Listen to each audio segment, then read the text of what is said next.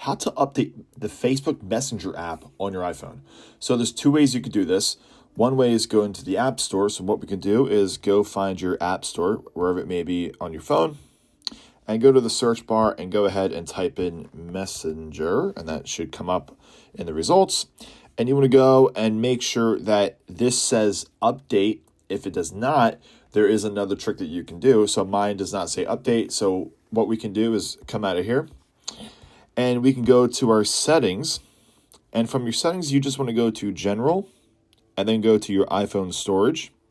And then from here, you want to go and find the Messenger app in your apps here. And from this point, what you can do is offload the app. So what that's going to do is go ahead and hit offload app.